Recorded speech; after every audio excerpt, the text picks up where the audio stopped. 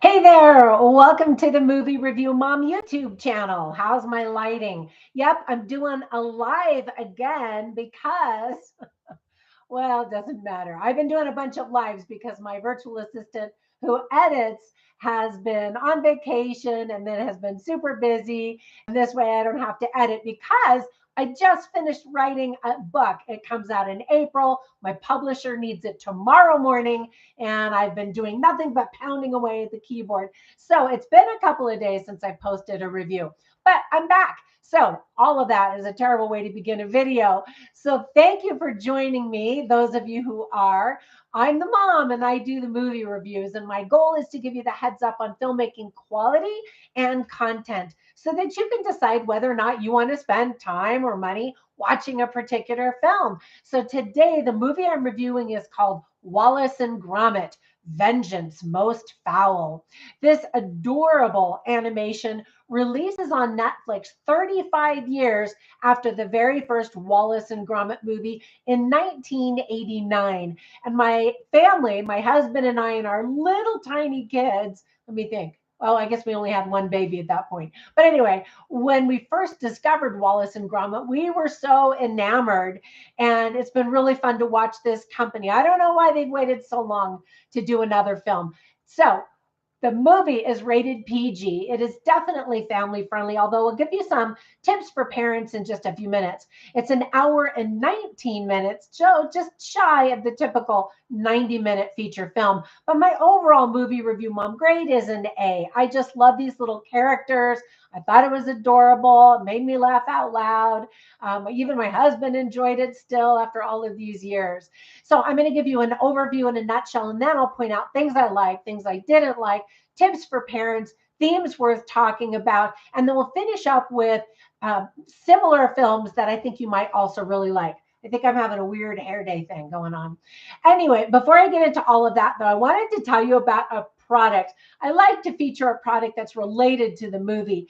And in this case, I went on Amazon uh, and just found the cutest little thing that I wanted to tell you about. It's a water bottle. And on my written review, you can actually see a picture of it. Because I'm live, I can't show you. I didn't buy it, but I took a picture of it for my review. Anyway, it represents, it's a water bottle, but it represents the penguin villain in this movie, Feathers McGraw, who is back for more mayhem. So if you love Feathers McGraw or you love Wallace and Gromit, definitely check out this water bottle. It's black. It looks like the little penguin, and it's got like the little red, chicken little things. Even though he's a penguin, he tries to camouflage himself as a chicken. Anyway, it's totally adorable. Okay, back to the movie. So in a nutshell, already the film has been nominated for a Golden Globe for Best Animation. Sadly, it did not win Best Animation. The movie Flow did, which also was well deserving. That was really cute. However, I think that this movie definitely should have been nominated because it's that cute. Anyway, it also has been nominated for 30 other awards. I'm so happy about that because they have been pumping out adorable movies and a TV series for many, many years. My family, as I said, and I have been just fans for decades, ever since we first discovered the charming shorts, which are also still available online. Most of their movies have earned 100% scores on Rotten Tomatoes. Two of them won Academy Awards. I said that weird. Now I'm all tongue tied.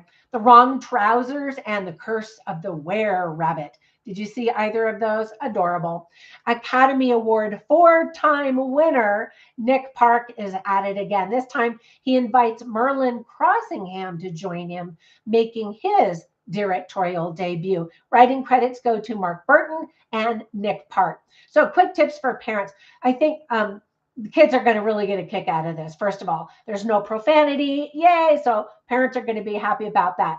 There are people and creatures who are in perilous situations most of the time in the movie. There is some destruction of property. It's extremely family friendly. I think I just said that. I'm reading my notes. And while my husband and I got all the nostalgic feels from this film, I'm happy to know that younger audiences are being introduced to this franchise and will also become fans when they're exposed to this because it's now on Netflix. And a lot of people have Netflix. And so there might be more audiences that are seeing this company and what they could do for the first time. So some of the themes that are illustrated very well are friendship, technology, trust, teamwork, ingenuity, and vengeance, of course. Let me look over here at my other monitor to see if we've got anybody joining us. Hey there. And then for comments.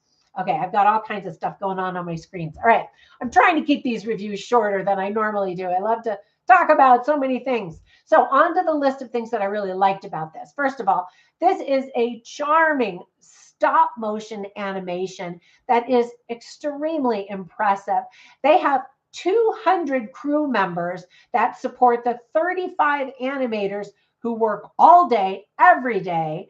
And I believe it took them 6 years to make this film. After all of that, like a full day's work with all of these people, they end up with about 5 seconds of animation a day. That's amazing, man. I do not have the patience for that, but I'm so grateful that people like this crew and this team does have that kind of patience, because it's definitely well worth the wait.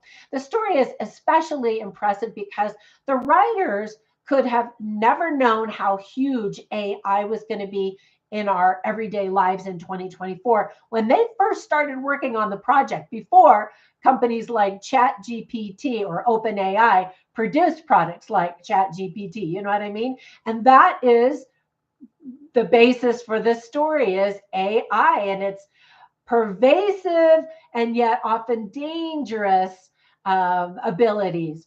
I think that there are also quite a few Easter eggs that will be just fun for fans, cracking fun, as Wallace might say. For example, we see a wanted poster for Mrs. Tweedy in the police station scenes. Now, she was a villain in 2 previous movies. We also see the Aardman Animations logo on the trampoline that Gromit bounces around on. So I thought that that was really cute. Let's see, what else did I want to tell you? Oh, another one that I wanted to tell you about is when we see a can in the garage and it's labeled WG40 for Wallace and Gromit, WG. Just sort of a silly thing. There are so many more visual puns and jokes that also only British audiences will get because the company is from England. So I know probably a lot of jokes flew over my head. In fact, while we were watching, I think it was Wallace said something about getting his, oh, now what is the word? It's a British word for rain boots, wellies. He said something about getting his wellies, and it just flew over my husband's head. And I said, oh, that means, rain boots. And he was like, oh, yeah, okay.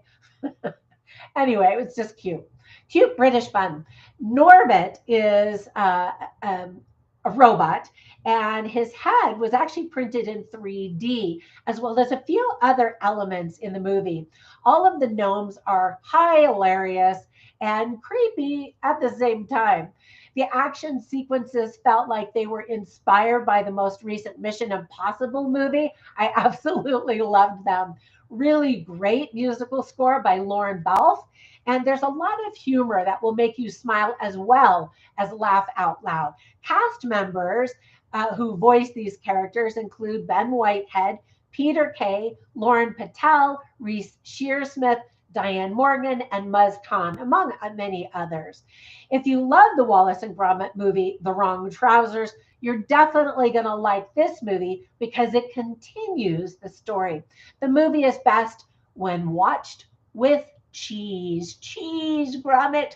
Now, if you've never seen any of the Wallace and Gromit movies, you're probably just like, what is she just talking about?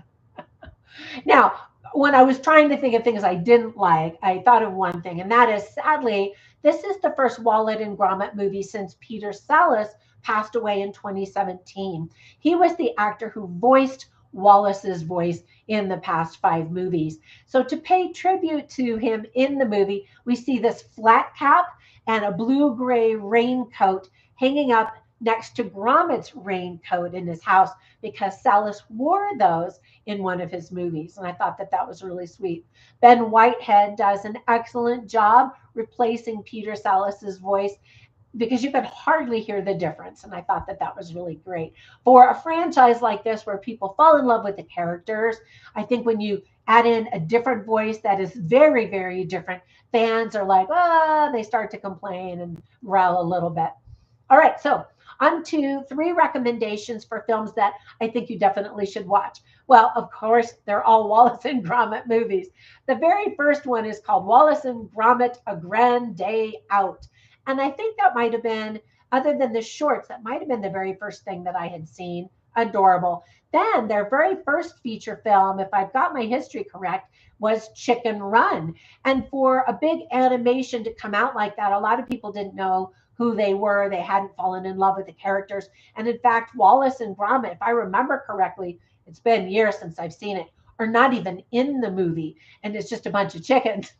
And so people were like, what is this? And then you can also get Wallace and Gromit, the complete collection. And all of the links to these are down in the description below. I highly recommend the complete collection because I think that you're just really going to like these characters. And if you already do like the characters, then you'll definitely like that one. All right, that's it. I'm trying to do these shorter than what I normally do. So I think, I don't know what time it was or how long I spent, but thank you for sticking around. When you get a minute, run over and check out my written review where you can see more stuff. And that's at moviereviewmom.com. You can also go to my Facebook group called Movie Review Mom, and you can find me all over social media as Movie Review Mom, but also as Trina Boyce, which is my name, where you can learn about my 34 books that are already out in bookstores and on Amazon, as well as my online courses, my products, and my other shenanigans. Have a fantastic day. Thank you again for joining me, and I will catch you in the next one. Bye for now.